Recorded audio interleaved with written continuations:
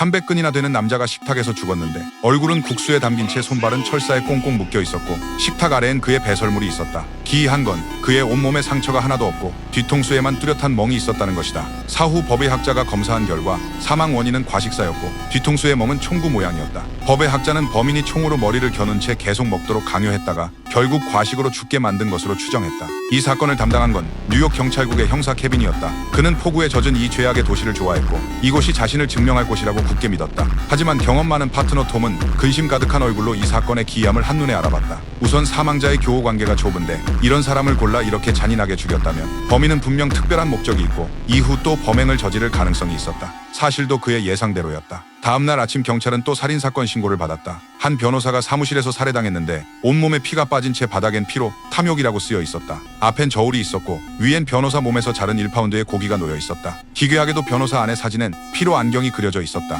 케빈은 실력을 발휘하고 싶었지만 어떻게 손을 대야 할지 몰랐다. 이때 법의학자가 첫 번째 피해자 위장에서 어떤 파편을 발견했는데 명백히 음식이 아니었고 범인이 일부러 먹도록 강요한 것 같았다. 톰은 파편을 보며 생각에 잠겼다가 갑자기 뭔가 떠올라 즉시 첫 번째 사건 현장으로 돌아가 구석구석 세밀히 살폈다. 결국 바닥 긁힌 자국이 파편과 일치한다는 걸 발견했는데 이 긁힌 자국은 냉장고를 끌어서 생긴 것 같았다. 그래서 냉장고를 옮기자 뒤에서 지방으로 쓴 폭식을 발견했고 아래엔 쪽지가 붙어 있었다. 내용은 지옥을 벗어나는 길은 길고 험난하며 떠난 후엔 광명이 찾아온다였다. 이건 영국 시인 밀턴의 신라권에서 따온 것으로 책엔 악마 사탄이 지옥을 탈출하는 장면이 묘사돼 있고 천주교 신자들이 말하는 7대 죄악의 출처이기도 했다. 톰은 범인이 7대 죄악 순서대로 살인하는 것 같으니 앞으로 5명의 피해자가 더 있을 거라고 분석했다. 가장 중요한 건 범인이 매우 교활해서 현장에 거의 어떤 흔적도 남기지 않았고 심지어 살인도 피해자 스스로 손을 쓰게 했다는 것이다. 두 피해자 간엔 어떤 연관도 없어서 단서가 전혀 없었다. 이때 톰은 변호사 안의 사진을 보며 범인이 남긴 흔적을 봤다. 그는 첫 번째 사건의 파편처럼 범인이 그들에게 남긴 안내라고 생각했다. 그래서 두 사람은 변호사 아내를 찾아갔다.